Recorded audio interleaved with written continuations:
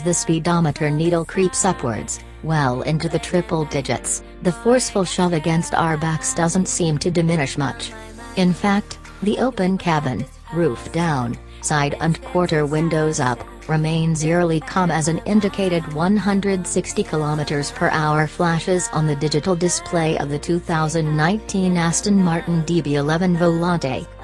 As we hit 190 km/h, 118 mph, I mentioned the impressive cabin serenity to my drive partner, automobile contributor Bassam Weiss. He agreed. As an open-top Grand Tourer, the DB11 Volante is amazingly adept, with near coupe-like calm inside.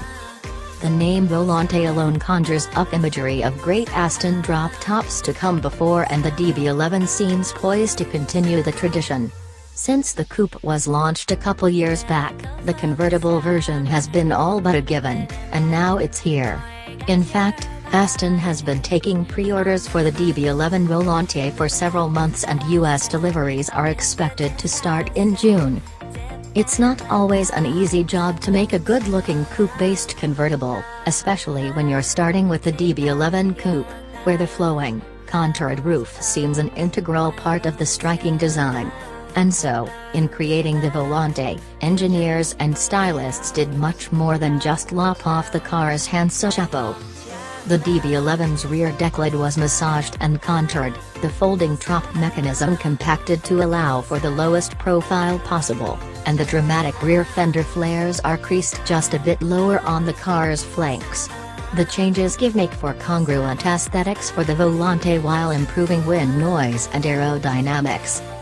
Other changes from coupe to convertible include a stiffer windshield surround to comply with rollover standards, a strengthened rear crossmember, which is located near the rear shock mounts and improves their functionality as a side benefit, and more structural reinforcement in the sills and the tray underneath the engine. There's also some blackout trim up front and a prominent gloss black splitter, along with new wheels that shave approximately 6.4 pounds off the coupe's set. The 8-layer insulated fabric top electronically unfolds from under its metal cover in just 14 seconds and stows back away in 16 seconds with minimum or mechanical noise.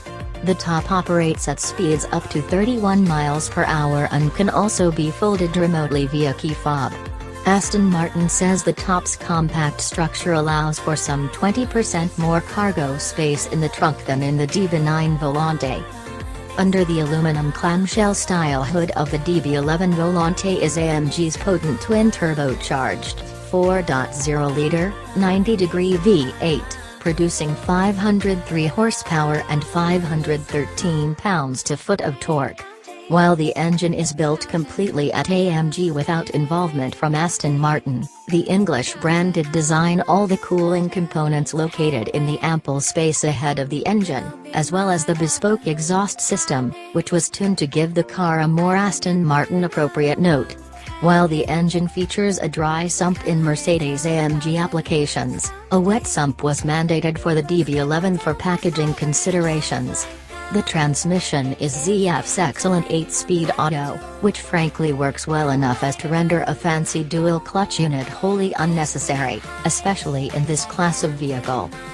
Underneath, the DB11 Volante gets a few suspension tweaks given its 242-pound weight increase, mostly thanks to the car's added structural reinforcement.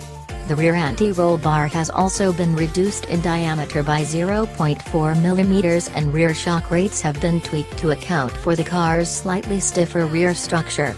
Weight distribution is 47-53% front, rear, compared with 49-51 in the V8-powered coupe and 51-49 in the V12-powered one.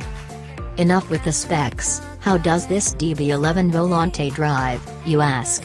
Quite sublimely, actually. Even if the Volante loses an ounce of stiffness to the coupe despite the added structural elements, you'd be hard-pressed to tell on most roads. The car feels very much of a piece, devoid of cowl shake or any feeling of any slop from the chassis. The AMG V8 is a lovely engine, torquey, brutish and eager with plenty of pops and bangs accompanying the rapid manual downshifts from the gearbox. Power is very strong, and while the 8 lacks the silky smoothness that defines Aston's V12, you could argue it's a sportier, more aggressive feeling engine that comes with the added benefit of less weight over the nose. It's never really what you'd call quiet, but in 8th gear, the DB11 Volante is able to drop revs far enough that easy conversation at freeway speed, top up or down, is entirely possible. As we often do with multi-driving mode sports cars, we preferred the softest of the modes, in this case, Grand Touring, for most on-road driving situations, with Sport providing a little extra stiffness from the skyhook adjustable suspension for the twistier bits of road we encountered as we headed inland from the Mediterranean Sea and towards Les Alpes.